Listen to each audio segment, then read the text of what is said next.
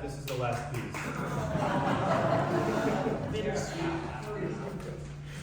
So my name is Daren Weissfisch. It's such a pleasure to be here.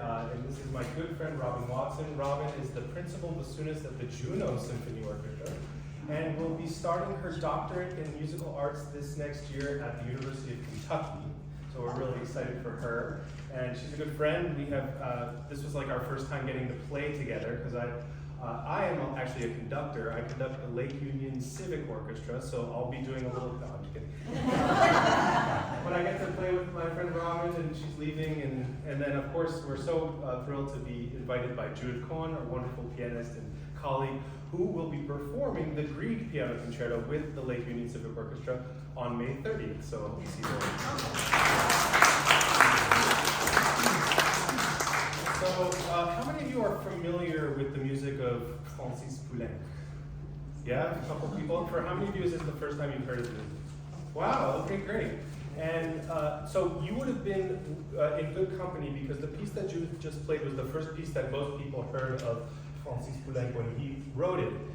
It was a piece that shot him instantly to incredible fame, which his mentor and friend at the time, Eric Satie, which you might know, did not really take too kindly to him getting so much notoriety so quickly. What you heard Judith mention is that he was at a very young age when he composed those short piano pieces, and he was sort of criticized for being very simplistic. Shortly after that, he started work on this trio, which you're about to hear. And so, for those of you who don't know, so this is an oboe, and this is a bassoon. I have a lot of people saying, is the oboe the long one? So you'll get to hear it up close and personal. And I understand this is the first time in 20 years that you have an oboe here? Yes. There you go. And bassoon. Yes. Thank you very much. Okay, so he started writing this piece, and it took him 2 years to really get it to where he wanted it. And you'll hear that unlike music of Brahms, or music of maybe Mendelssohn and other music that you might have heard of chamber music, where the development of the themes happens over and over again, Poulenc just kind of goes from one theme to another, which was kind of what he was criticized for, but at the same time, he creates some really interesting sonorities that that are what he would call the sort of depth of the music that he was creating, which not everyone really heard at the time. So he wrote that piece, and he really did love the oboe and the winds in particular. He wrote a sextet about 10 years later, and eventually his very last work, when in the year he died in 1963, was his sonata for oboe and piano, which he actually dedicated to his friend who he met in Paris in the 1920s when he was writing this piece, and he played bridge together with none other than Sergei Prokofiev, the composer of the first piece. So hope you enjoy this work in 3 movements, the trio for oboe, bassoon, and piano by Poulenc.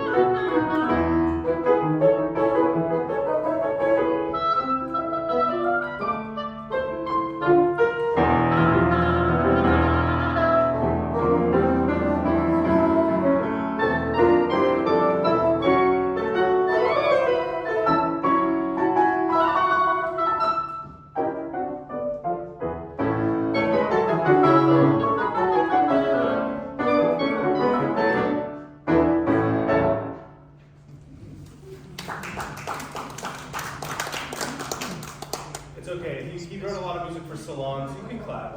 We don't mind. We're accustomed to walking into rooms and having people clap for us, so.